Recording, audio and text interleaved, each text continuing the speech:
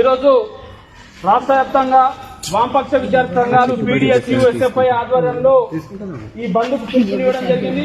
ప్రధానంగా ఈ బంద్ యొక్క ఉద్దేశం ప్రైవేట్ కార్పొరేట్ స్కూళ్లలో ఫీజుల నియంత్రణ చర్యలు చేయాలని చెప్పేసి, అదేవిధంగా కార్పొరేట్ స్కూల్లో విద్యార్థుల ఆత్మహత్యకు కారణమైన విద్యార్థుల మేనేజ్మెంట్ల పైన కఠిన చర్యలు తీసుకోవాలని చెప్పేసి, గురుకుల పాఠశాలలో చదువుతున్న విద్యార్థులకు మౌలిక వసతులు కల్పించాలని చెప్పేసి, మౌలిక వసతులు అంటే వాష్రూమ్లు, అంతేకాకుండా సబ్జెక్టు సరిపోయే టీచర్లు, సబ్జెక్టు విద్యార్థులకు అనుగుణంగా ఫర్నిచర్ ఏర్పాటు చేయాలి, విద్యార్థులకు అనుగుణంగా బాత్రూమ్ అడిగిన సరిచేయాలి, అంతేకాకుండా విద్యార్థులకు తగిన రీతిలో విద్యా బోధన అందించడానికి ఉపాధ్యాయులు సరైన సకాలంలో ఉండాలని చెప్పేసి, అంతేకాకుండా ఫీజు రియంబర్స్మెంట్ స్కాలర్షిప్లు రాక విద్యార్థులు నానా ఇబ్బందులు ఎదుర్కొంటా ఉన్నారు.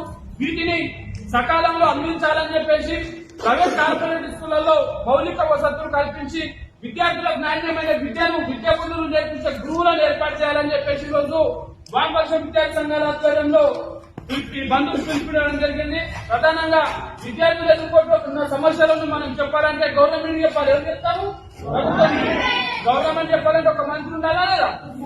ఆ మంత్రిని నియమించాలని చెప్పేసి ఈరోజు వామపక్ష విద్యార్థి సంఘాల ఆధ్వర్యంలో బంద్కు పిలుపునివ్వడం జరిగింది. ఈ బంద్కు సహకరించి మీరు అందరూ ఈ బంద్లో పాల్గొని జయప్రదం చేయాల్సిందిగా మీతో కోరుతూ, ఈ బంద్ను సక్సెస్ఫుల్ గా చేసి మీరు ఈ బంద్లో భాగంగా మీరు అందరూ ఇంటికి వెళ్ళిపోవాల్సిందిగా మీతో కోరుతా ఉన్నాం. ఎప్పటికైనా ఉండకుండా అందరూ ఇంటికి వెళ్ళిపోవాల్సిందిగా మీతో కోరుతున్నాం. Thank you.